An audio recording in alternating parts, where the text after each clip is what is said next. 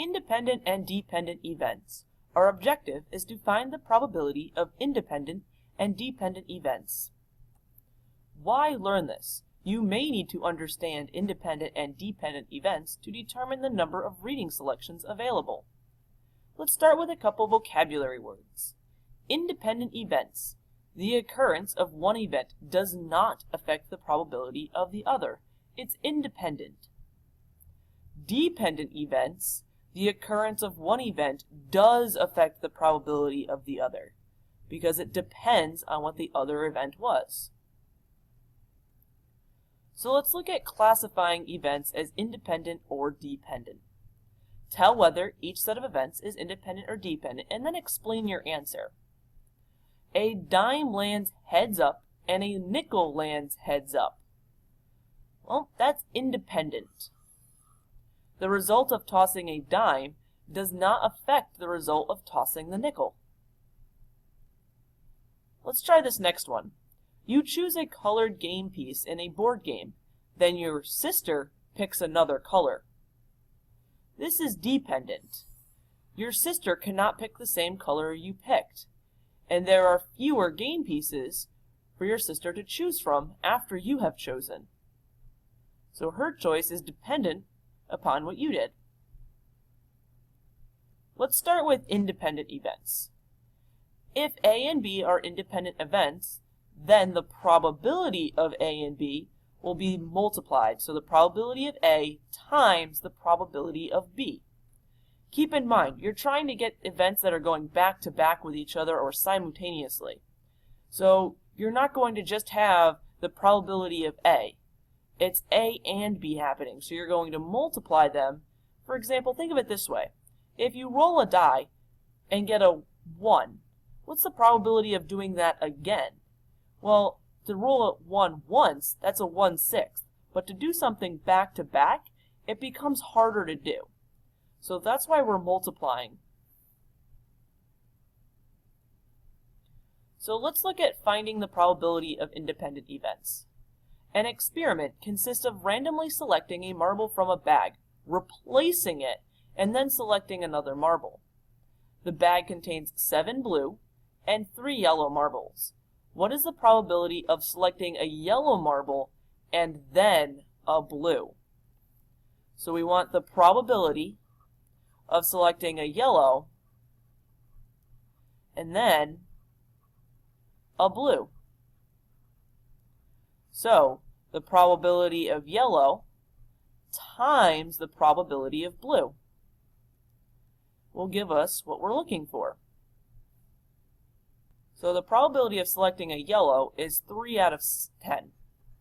The probability of selecting a blue is 7 out of 10. So now we multiply them.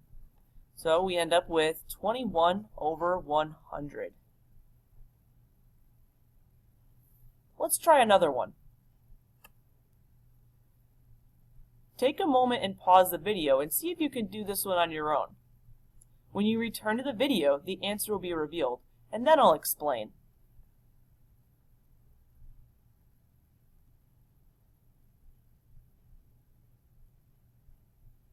Okay, so when a person rolls 2 dice and they land showing the same number, we say the person rolled doubles. What is the probability of rolling doubles 3 times in a row? The result of one roll does not affect any following rolls, so the events are independent. So what's the probability of rolling doubles? Well, there are 6 out of 36 ways. So where did that come from? Let's look at a table really quick. So these are all the possible dice combinations. So to roll doubles, it's going to happen 6 different ways out of the 36 possibilities. So 6 over 36. And then, well, the probability of rolling doubles, 6 over 36. What's the probability of rolling doubles? 6 out of 36. So you're doing that 3 times. If you want, you can reduce 6 over 36 to 1/6. And then multiply them together, and you end up with 1 over 216. Now let's look at dependent events. If A and B are dependent events, then the probability of A and B is equal to the probability of A times the probability of B after A has been taken into consideration. So let's try a problem-solving application. There are 7 pink flowers and 5 yellow flowers in a bunch. Jane selects a flower at random. Then Leah selects a flower at random from the remaining flowers. What is the probability that Jane selects a pink flower and Leah selects a yellow flower?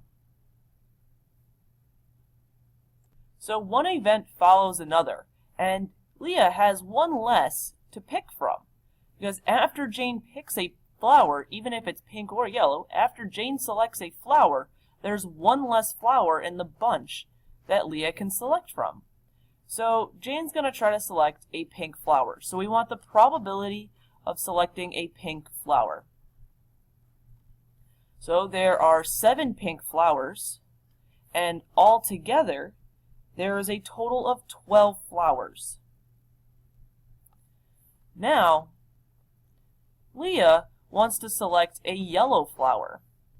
So we want the probability of selecting a yellow flower.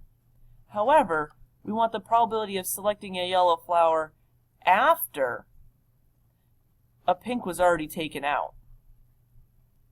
So there's no longer 12 total flowers, there's only 11. And a yellow flower wasn't taken out, a pink one was. So we still have all 5 yellows there. And just like we did before, we would multiply. So 7 times 5 gives us 35. And 12 times 11 gives us 132. So the probability that Jane selects a pink flower and Leah selects a yellow flower is 35 over 132. And that ends our video lesson on independent and dependent events.